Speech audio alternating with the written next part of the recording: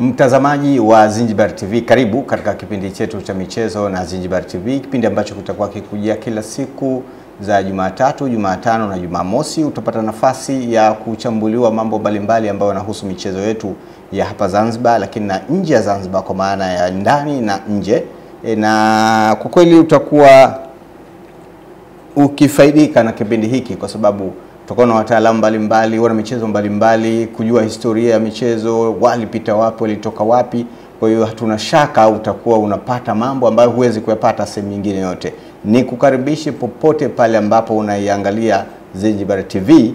Jina langu ni Bakari Mshauri na leo tuna mgeni wetu hapa. Nikupe nafasi kwanza ya kusalimia msikilizaji wetu. Utajitambulisha jina lako, unatokea wapi, ili ambao wanatutazama wafahamu ni nani na unatokea wapi. Karibu sana.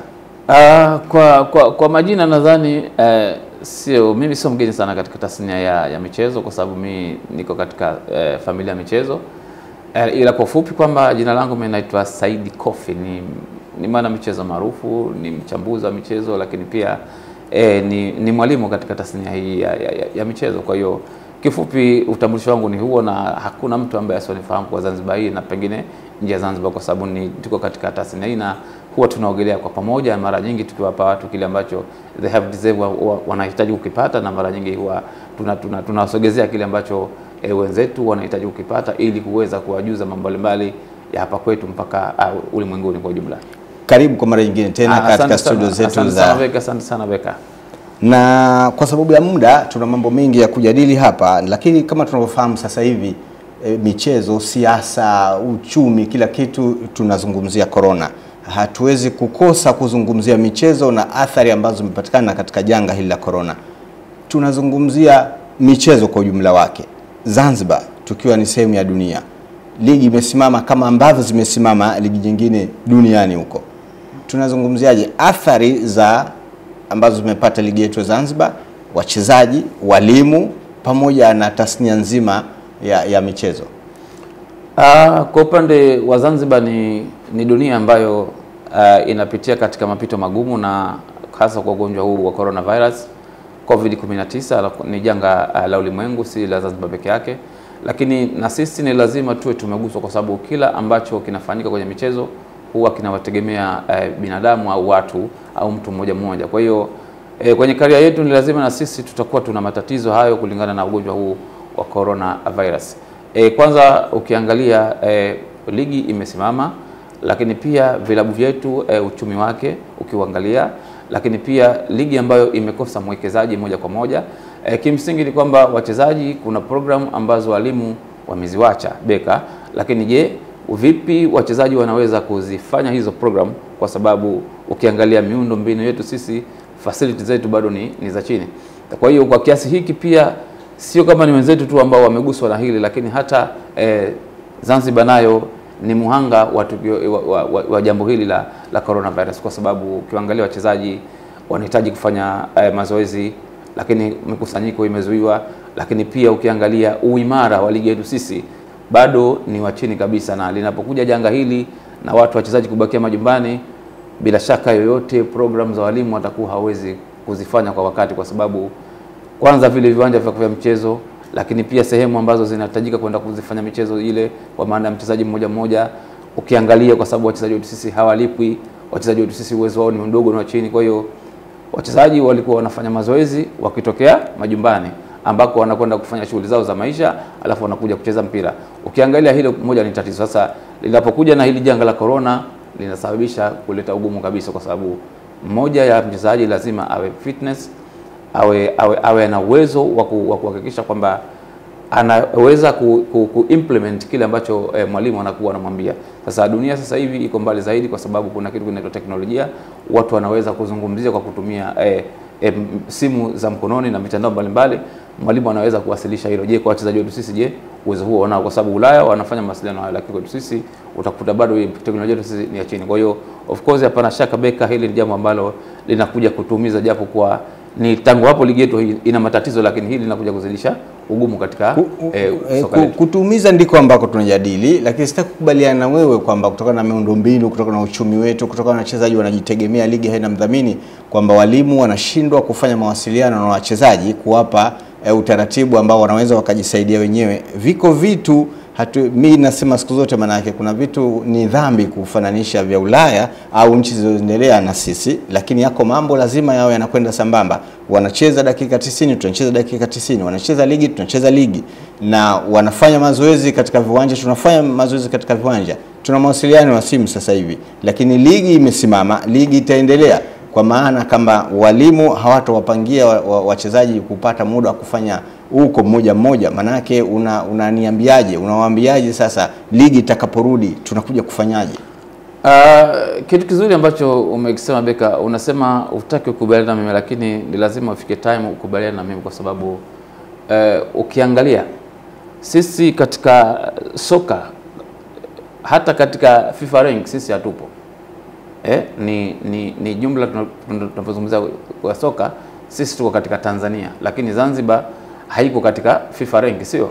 Kwa hiyo hata ukiangalia namna ambavyo tunapata mgao wetu kutoka FIFA, lakini pia chama chetu cha soka shirika la Zanzibar, namna ambavyo inawezesha na kuweza kufikia klabu kuweza kuzisaidia, ili ni jambo ambalo Beka linakuja kuleta athari tangia mwanzoni. Na ndio kwa maana hata ukiangalia mfumo wa uendeshaji wetu wa ligi leo, unaangalia ulivyo, kwa mfano kama sasa hivi unavyoweza kuangalia ligi hii inawahitaji watu timu 6 ziteremke daraja, na ukiziangalia timu zinazoathirika zaidi ni timu ambazo zinatokea Pemba, ndio ambazo zinaonekana ziko mwisho kabisa.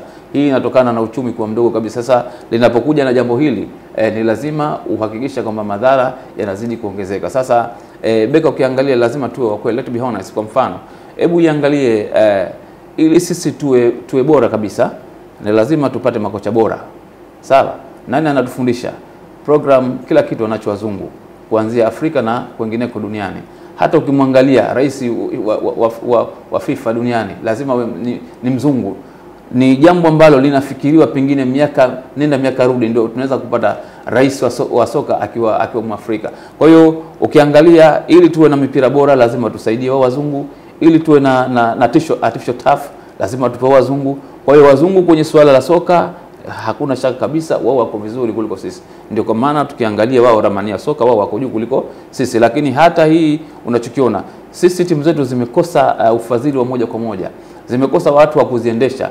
Aizuru bado tunacheza mpira kwa kuangalia zaidi talented players ambao wapo, lakini talented haiwezekani kama hukuwa na technical genius coach. Sasa hapa ndio huwa kuna tatizo. Kwa mfano, ukichukua ligi ya Zanzibar, ukichukua na ligi nyingine za hapa Afrika Mashariki na Kati, let's say Uganda, Tanzania bara, Burundi na Rwanda, kile ambacho makocha wetu wanakizalisha, pamoja na kwamba wao wana leseni A, B na C kama wengine, lakini kile ambacho wanakizalisha, product ambayo wanazalisha kwenye ligi yetu sisi na wao, unakuta ni kitu tofauti. Hata mahitaji ya mwanzo kabisa ya kununua wachezaji, unaona kama watu huwa wanaangalia zaidi kule mbele kwenye nchi za wenzetu kuliko sisi Kenya na nchi nyingine kuliko kuangalia kwetu sisi. Tunapata wachezaji mmoja ambao hawa huwa wanaonekana taswira yao huwa ni pana kuliko wengine, na hii ni kwa sababu ya kujituma kwao, ndio huwa wanaonekana wana kitu ambacho wanakwenda kuwa offer timu nyingine, ndio huwa wanachukuliwa. Sisi ni Waswahili zaidi, na Waswahili wanasema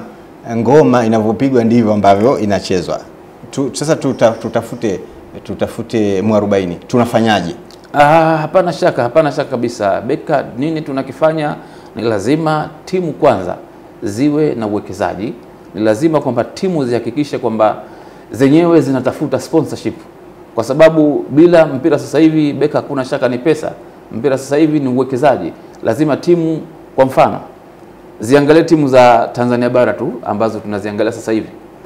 Kuna wachezaji ambao wanalipwa milioni mpaka 15, 20, ambapo pesa hizi za mchezaji mmoja ambao ni mshahara mmoja mchezaji kwa mwezi. Sawa? Sisi tunazitafuta kwenye ligi yetu, si angalau ije iwe ndio zawadi ya mshindi, na haipatikani. Sasa lazima ukubali kama bila ya kuwekeza hakuna soka Beka, kwa sababu timu Beka umecheza mpira kwa muda mrefu, lakini unajua mipango ya mpira inavyokuwa. Lazima timu, kuna youth program, kuna grassroots program. Hizi ni kila klabu lazima iwe na huo mpango, iwe na kuanzia miaka 12, iwe na miaka 16, iwe na under 20. Hizi ndio timu ambazo zinaweza kusaka. Sasa ukiona wachezaji wana hii, maana yake nini? Sio lazima waweze kuingia katika moja kwa moja katika senior team. Maana yake ni kwamba huo unafanya biashara Kimsingi ni kwamba kinachotakiwa ni kwamba unaweza kuwa umewekeza vizuri kwenye soka la watoto, lakini ukapata sasa manufaa. Kwa nini? Kwa kuuza wachezaji katika vilabu vingine. Sasa soka lazima lianzie chini, lazima vilabu ziwe na kategori 3 mpaka 4, na hilo Beka, bila hivyo hakuna soka kabisa. Ndio kwa maana hata ukiangalia chama cha soka cha dunia, shirikisho la soka la dunia pamoja na Afrika, lakini pia shirikisho la soka la Tanzania bara linahimiza wachezaji timu lazima ziwe na mikondo 3 mpaka 4, kwa maana senior team uwe na under 20, uwe na under 14, ikiwezekana hata uwe na under 6, kwa sababu hiyo ndio msingi maalum ambao unaweza kujenga soka yetu sisi, na sio hapa tu, hata kwa Ulaya. Kwa mfano tukirudi Ulaya kidogo, muangalie timu kama Barcelona leo kuna matatizo makubwa. Kwa nini sasa? Kwa sababu watu walioko pale wanataka warudi katika utaratibu wao wa zamani. Utaratibu wa zamani ulikuwa Barcelona walikuwa wanaibua vipaji katika akademi zao. Waliokuwa wana utaratibu wa kununua wachezaji wakubwa ilikuwa ni Real Madrid. Ndio walikuwa na utaratibu huo. Lakini leo iangalie Barcelona nayo inarudi sasa katika matumizi makubwa sasa kwa kununua wachezaji ambao wanakuja kuitumika. Wameacha ule mpango wao. Kwa maana hiyo ndio kukuta kuna mabadiliko makubwa ya kiutendaji. Hata Messi umemwona La Pulga ambaye ni mchezaji aliolelewa kwenye Barcelona, leo anasema rais wa Barcelona yeye ajiuzulu, kama sivyo yeye anaweza hata kuondoka. Kwa hiyo ni kwamba kwa sababu wametoka katika zile utamaduni na taratibu zao. Kwa hiyo kimsingi ni kwamba Beka, bila ya kuona uwekezaji, bila kuona program ya vijana, soka letu litakwenda kwa sasa. Tutaangalia athari za maradhi ya corona katika michezo. Tumezungumzia kidogo kuhusu Zanzibar tukiwa na ligi yetu ya Zanzibar, lakini tuangazie ligi Tanzania bara ambayo kidogo mfumo wake una utofauti kidogo na hapa kwetu. Sasa hivi tunasikia walimu wametoa huo utaratibu wa wachezaji kuweza kufanya mazoezi ambao watakuwa wakijitegemea wenyewe, na tunaona kupitia vyombo vya habari, tunasikia kupitia vyombo vya habari na baadhi ya wachezaji wanafanya mazoezi, na sasa hivi kuna mazungumzo kwamba wakati wote ligi inaweza ikaanza. Tusiende katika anga za kimataifa, tuanzie hapa Afrika, kwa maana hapa kwetu Afrika Mashariki, kwa maana Tanzania bara. Sasa hivi Tanzania bara kuna nongono hizo ligi kuzungumza kurejea, athari ambazo pengine zimepatikana kwenye corona. Wachezaji wetu wa Kiafrika wa Kiswahili, maana yake utaratibu wa kufuata zile programu ambazo wameachiwa na walimu wao, naamini kwa asilimia kubwa inaweza ikawa haziendi sawa sawa. Wewe ukiwa mtaalamu, pengine kwa asilimia ngapi unahisi wachezaji wanaweza wakafata maelekezo ambao wamepewa na walimu? Okay. Lazima tuwe wa kweli, na kwa sababu soka huwa inachezwa uwanjani na kila mtu huwa anaona. Sawa? Ukiangalia mfumo wenzetu sasa hivi kwa maana ya Tanzania bara, mfumo wao Beka sasa hivi hawako kwenye professional kwa asilimia 100, lakini wameondoka katika amateur na wanaondoka kweli kweli. Ndio. Kwa mwendo si wa kusuasua, ni mwendo wa kasi, wanaondoka katika amateur football wanakwenda katika professionalism. Sasa wachezaji wa Tanzania bara walio wengi wanaweza timu za Tanzania bara tayari wameanza kujitambua, wakiangalia zaidi timu za nje ambazo zinaweza kuwasaidia na kuwapa malisho makubwa zaidi. Na hasa Mbwana Samata, kitu ambacho kakifanya hakuna shaka kabisa ni right way ambao wachezaji wengi wakitamani kuifuata. Kwa hiyo sasa hivi wachezaji wengi wanaamini kwamba wanataka kutimiza ndoto zao ambazo wanakuwa wanazo, wamejiwekea katika malengo yao, kwa sababu mpira huo una muda mfupi Beka, kama unavyoangalia miaka 14, miaka 12 kujia chini. Hiyo ni career inakwambia itakuwa umestop kufikia miaka 30, 32 wewe unakuwa basi. Kwa hiyo hichi kipindi ambacho mchezaji anakuwa nacho ni lazima akitumie vizuri, akihakikisha kwamba anajenga historia yake, lakini pia anajenga uwezo ambao kesho na kesho kutwa utakuja kusimuliwa na watu wengine ambao watakuja kukiangalia kile kizazi ambacho kilipita. Kwa hiyo hapana shaka kabisa wenzetu wameanza kujitambua na watafika mbali, kwa sababu wana malengo ya kweli katika kufikia matarajio yao. Kwa mfano vilabu kama Simba ambazo na wachezaji kina Medi Kagere na wachezaji wengine ambao Yanga wako nje ya Tanzania sasa hivi, hili nalo nalitazama? Hapana shaka kabisa, kwa sababu moja ya ugonjwa huu wa coronavirus ni kwamba unaambukizwa kwa njia hiyo ya hewa tumesema, lakini pia watu kukaribiana, kwenda chafa na vitu vingine, ndio hiyo hewa yenyewe. Kwa hiyo kimsingi ni kwamba unapotoka kwenye taifa moja kwenda taifa jingine, kuna taratibu za kila nchi ambazo zimewekwa na ambazo huwa ni lazima zifuatwe, kama karantini ya siku 14 uko kwenye uangalizi, kwa sababu umetoka katika ile nchi na ugonjwa ule pale, kama unavyojua Beka kwamba huo unachukua siku 9 mpaka 14 kuweza kujulikana kama kweli una maambukizi. Kwa hiyo hili haliepukiki kabisa, kwa sababu ni vitu vya msingi na lazima tufate maelekezo yanayotolewa na serikali, lakini lazima tufate kile ambacho shirikisho la soka inavyotaka, lakini pia WHO wameshaweka zile namna ambavyo watu wanatakiwa waweze kuishi, lakini pia waweze kuepukana na haya magonjwa. Kwa hiyo hapana shaka kabisa ni taratibu ambazo tunajifuata kwa kuepuka madhara ambayo yanaweza kutoka katika coronavirus. Tumalizie na ulimwenguni. Sasa hivi Ujerumani, baadhi ya vilabu vimeanza kushajisha kurudi kufanya mazoezi. Leo tunavyozungumza Ijumaa, Uingereza wanajadili namna ambavyo ligi itarudi. Spain hali ni mbaya kuhusu corona pamoja na Italy. Unazungumziaje kwa ujumla wake barani Ulaya? Hali barani Ulaya ni tete kabisa, na hapana shaka kabisa ukiacha Marekani, ukija katika Spain ndio nchi ambayo ina athari kubwa kabisa kwa kipindi hiki. Ukiacha Ujerumani pamoja na Italy, wao ndio wana athari kubwa zaidi, timu ya nchi ya Spain. Kwa hiyo ukiangalia ni kwamba Uingereza leo watakaa kujadili namna ambavyo ligi inaweza aidha isiwepo ama iwepo ama ije kwa taratibu gani. Sasa Ujerumani wamefanya hivyo, kwa maana Bayern Munich wameshaanza mazoezi na ziko timu kama Borussia Dortmund nao wataanza mazoezi. Ni kwa sababu wachezaji wote wanatakiwa wapimwe COVID-19, kwa maana wapimwe kama hawana tatizo lolote. Watakuwa wanafanya mazoezi, wakirudi watakuwa wako sehemu salama kabisa, ni sehemu ambayo haitakuwa inafikiwa na watu wengine. Watakuwa ni wale ambao wameshapimwa, watakuwa ni wao kwa wao mpaka litakapotoka tangazo jingine, kwa maana ligi ianze ama whatever itakapokuwa kitu kingine. Kwa hiyo hapana shaka kabisa, ndugu yangu Beka, ni kwamba athari za coronavirus imeitingisha dunia, lakini pia tasnia yetu ya michezo.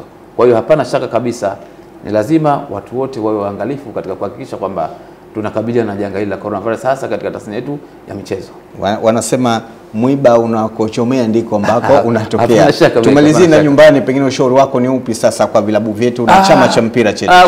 Kwanza ukiangalia Beka, tunapata funzo na somo kubwa kabisa kwenye jambo hili. Kwenye haya natural disaster kama hizi, majanga ya kiasili kama haya, ni lazima yafike pahala yawekwe utaratibu, kwa sababu hivi ni vitu ambavyo huwezi kuona kama vitatokea. Lakini wenzetu hata katika contracts za wachezaji, baadhi ya nchi za Ulaya wamewekewa, kwa mfano kuna wadhamini, kuna sponsor wa vilabu. Je, litakapotokea majanga haya yakasababisha mchezo usichezwe, nini kinaweza kutokea? Kwa hiyo hili ni jambo ambalo wenzetu wameliona, kwa sababu wana sheria nguli na ni watu ambao akili zao wakati mwingine wanazituma kuhakikisha, kwa sababu wanajua kama kuna Mungu. Kwa hiyo wakati mwingine kama unajua ni hilo, chochote kinaweza kikatokea katika ulimwengu. Kwa hiyo kimsingi ni kwamba tuna kitu ambacho sisi Beka tunajifunza kuelekea katika janga kama hili, kwa sababu mwisho wa siku athari katika soka au tasnia ya michezo, kama unavyoona sasa hivi watu hawaendi kwenye michezo haifanyiki. Lakini pia zile shilingi 2 ambazo vilabu ilikuwa inacheza kwa ajili ya kupata washabiki ambao wanakwenda kuangalia timu, sasa hivi kuna faida hakuna. Kwa hiyo lazima vilabu sasa viwe na alternative way. Ni lazima hilo Beka, lazima vilabu viweze kuwa na jicho jingine la kutafuta mapato. Income inakujaje?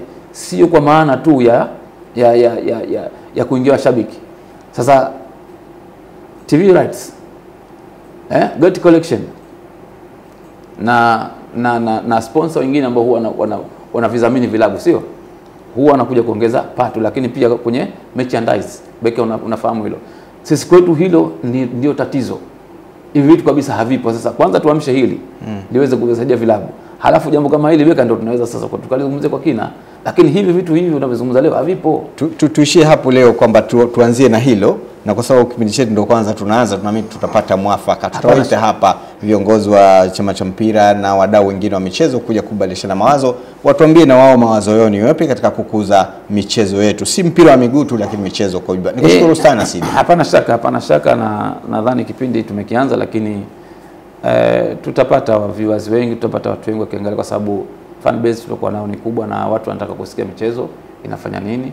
Naamini ni kipindi kizuri. Kwa leo ni mwanzo, lakini hapana shaka kwamba kila mtu anapenda kujua ulimwengu wa michezo, watu wanafanya nini, na sisi tutajikita huko kuambia watu kile ambacho kinajiri katika michezo. Asante sana Beka. Asante sana mtazamaji wa Zinjibari TV, na ndio tunafikia mwisho wa kipindi chetu hiki maalum, kipindi cha michezo ya Zinjibari ambacho leo ndo kimeanza, lakini utapata mambo mengi kutoka hapa Zinjibari TV. Nilikuwa na bwana Saidi, mtaalamu wetu Saidi Safi. Jina langu ni Bakari Mshauri. Shukran sana wale wote ambao wamefanikisha kipindi hiki kwa namna moja ama nyingine, bila ya kutoa nitakuwa mwizi wa fadhila kama sitamshukuru mwongozaji wa kipindi hichi, msimamizi wetu wa matangazo Bwana Ali Hasira, lakini cameraman wangu ama cameraman wetu hapa, program manager DOP Bwana Kahale Babu wa Shamba, pia naye kwa namna moja ama nyingine, dereva wetu Bwana Yusuf, lakini pia manager Sale wa Tamama, bila kumsahau mkurugenzi wa Zinjibari TV Sheikh Salum Maridhia. Jina langu ni Bakari Mshauri,